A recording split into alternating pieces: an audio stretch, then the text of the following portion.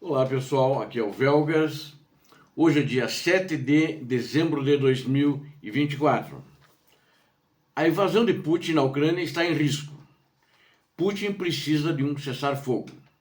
São dois itens, mas eu vou tentar falar os dois meio em conjunto, porque acho que fica mais... Eles são uma consequência do outro, etc. Vocês vão ver que fica mais interessante assim. Eu não separei esses itens aqui. Quero convidá-los, inscrevam-se no canal e deem um like. Não esqueçam, é importante que aqui não tem fake news, são proibidas. Vale a pena se inscrever, você sempre receberá as notificações no seu celular ou no seu computador. Muito obrigado, conto com você. O ditador russo, Vladimir Putin, ele precisa de um cessar-fogo e com urgência, mais do que a Ucrânia precisa. Interessante eu falar isso, né? Vocês podem até achar estranho, mas mais do que a Ucrânia precisa, mas ele precisa mais. O exército russo foi derrotado, digo isso em letras bem grandes, e a ponto do ditador russo pedir que os norte-coreanos venham ajudar a retomar Kursk. E vou ver depois, mostrar para vocês como é que está a situação deles no segundo vídeo de hoje, que vai falar sobre o teatro de operações. Agora existem também alguns combatentes do Oriente Médio sendo trazidos para o teatro de operações na Ucrânia. Já vimos alguns, quer dizer, vimos não, eu não vi, né? Mas os militares ucranianos já viram e já tiveram contato na linha de contato, e também prisioneiros UTIs, né? Lá do Oriente Médio, e diz que tem alguns outros mandados pelos grupos proxies do Irã, também estão na Rússia para ajudar a Rússia a defender Kursk, principalmente, mas também em outras áreas do teatro de operações na Ucrânia estão presentes. Então, a Rússia está desesperada, na realidade. Para quem ia tomar a Ucrânia em uma semana, um mês no máximo, 3 dias, né? Sem dúvida isso é uma derrota, o tempo que eles estão demorando e o dinheiro que eles estão gastando com isso. Então a Rússia precisa de um cessar-fogo. O ditador russo precisa desse cessar-fogo com urgência. E ele precisa por quê? Ele quer reformar o seu exército. É aí para isso que ele quer. O ditador russo está fazendo um trabalho dissimulando que não tem interesse, mas tem interesse, quando é o contrário, justamente. Ele precisa do cessar-fogo para poder reunir forças novamente, né? Ele firma a posição que a Ucrânia deve perder tudo.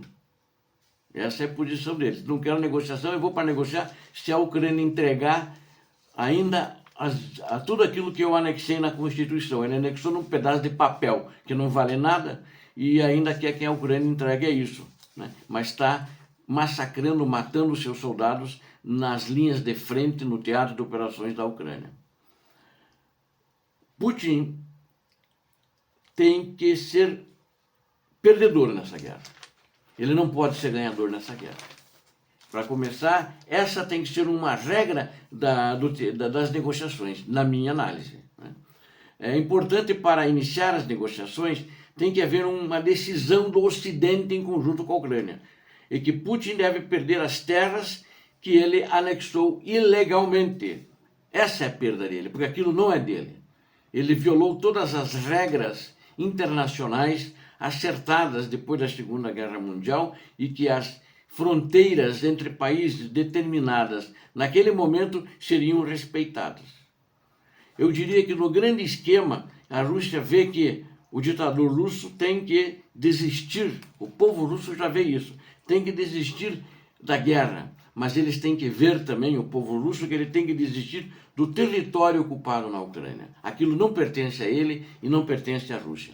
Não importa que ele colocou naquele pedaço de papel e fez uma cerimônia idiota, falsa, dizendo que aquilo é Rússia, quando nunca foi Rússia. Sempre foi Ucrânia.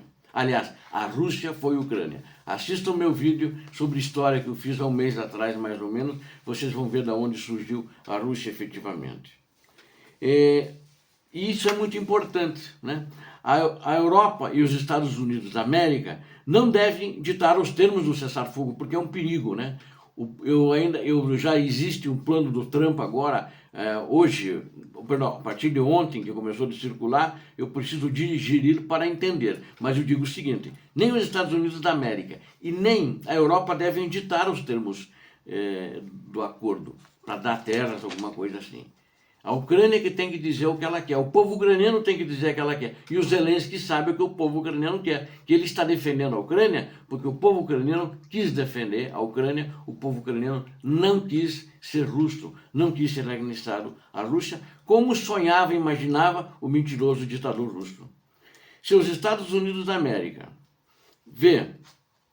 ou melhor, ditarem os termos do acordo, seria terrível, péssimo, né? Seria uma perda até.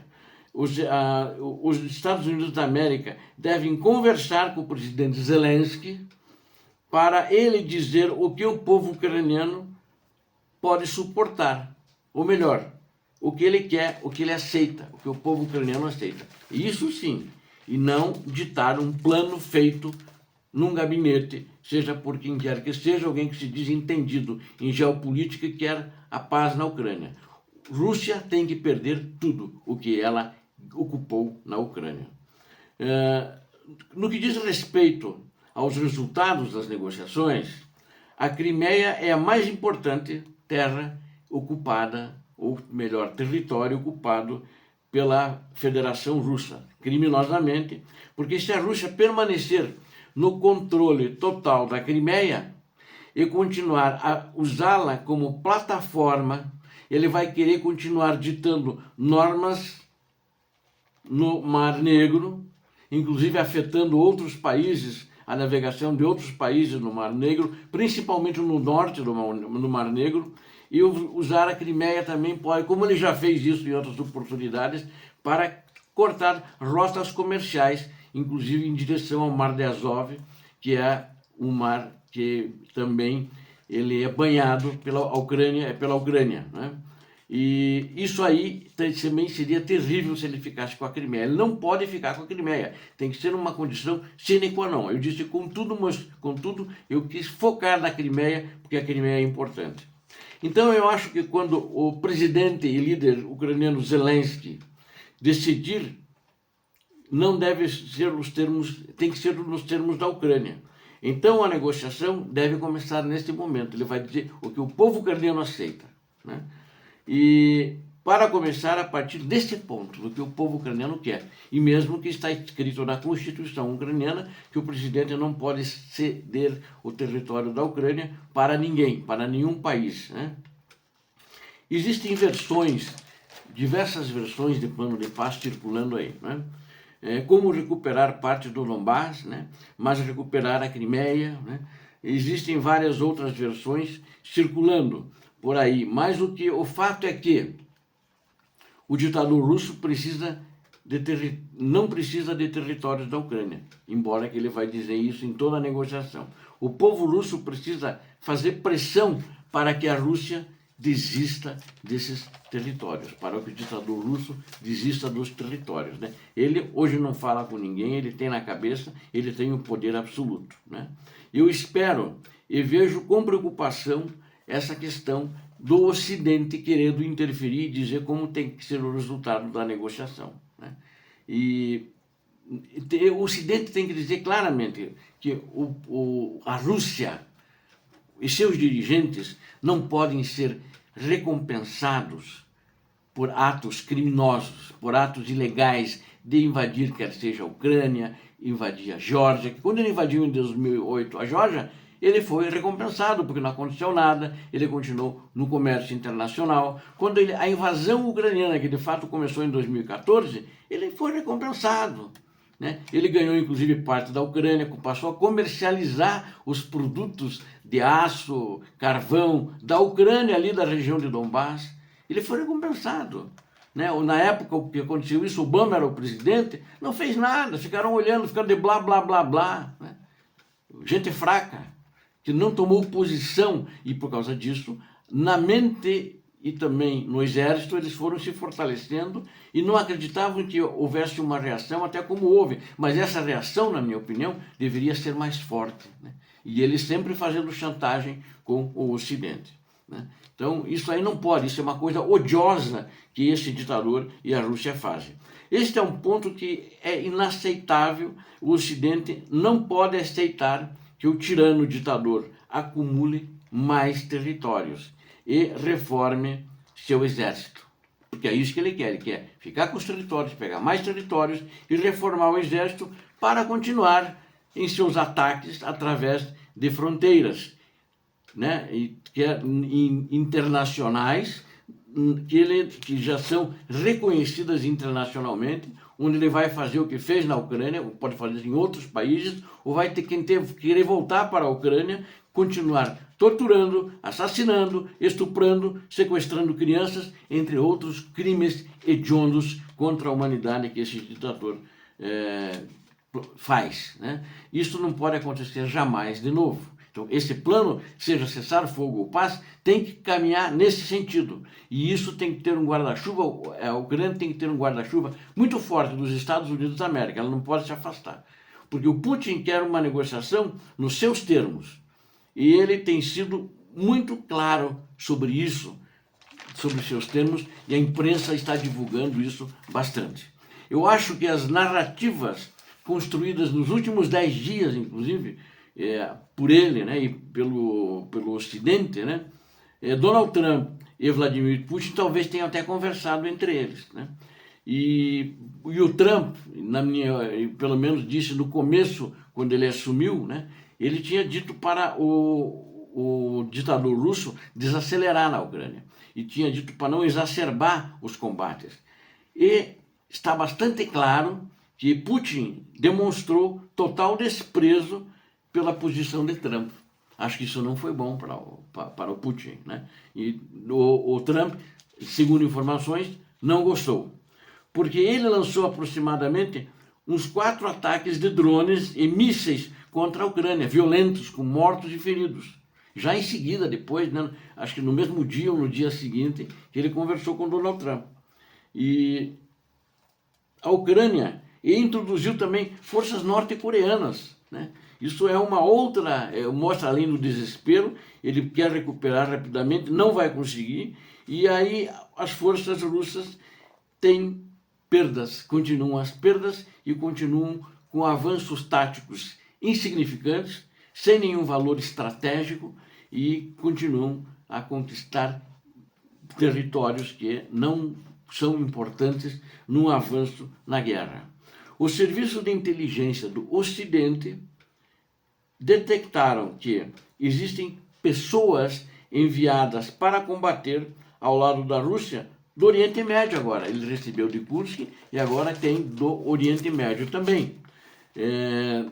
São de país também de grupos terroristas aliados a ele, né? Que são proxies do Irã, mas também vão ser proxies dele. Então, isso prova o desespero do ditador mais uma vez, né?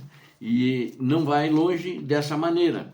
Eu concordo com o líder da Grã-Bretanha, o primeiro-ministro Keir Starmer, que diz, né, essa semana inclusive disso, que a Ucrânia tem que ser colocada numa posição forte para negociar. Agora a Ucrânia não está avançando, a Ucrânia está defendendo e está defendendo muito bem e com honra a sua pátria, o seu território. Mas posição forte não significa necessariamente que não é sobre as forças armadas poderosas.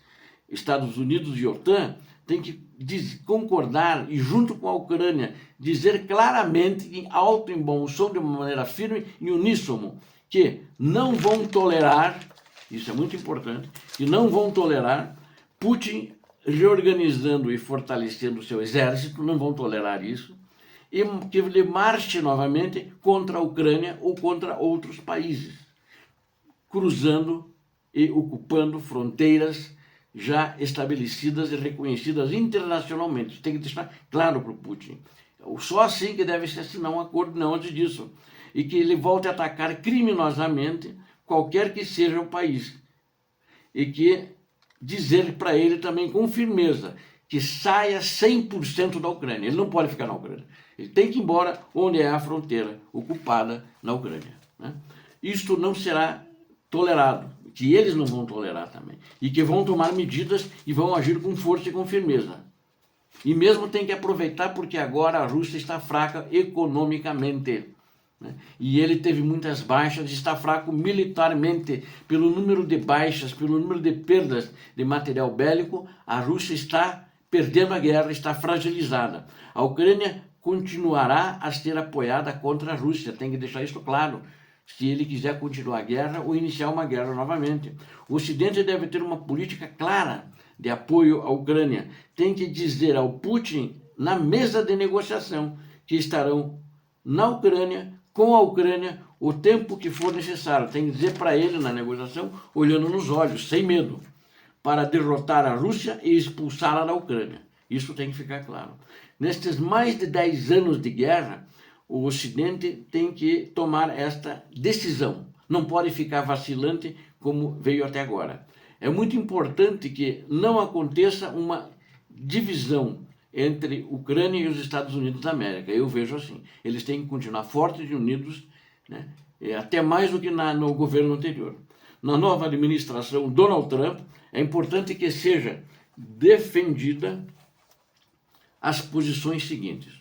O Ocidente não recompensará a Rússia e seus dirigentes pelo comportamento ilegal, criminoso e genocida na Ucrânia, desde agora e para o futuro e para qualquer país. Obrigado a vocês que assistiram esse vídeo. Não esqueça, eu conto com vocês inscritos no meu canal. Deus abençoe vocês, Deus abençoe a Ucrânia, Deus abençoe o Brasil. Paz e bem, paz para toda a humanidade.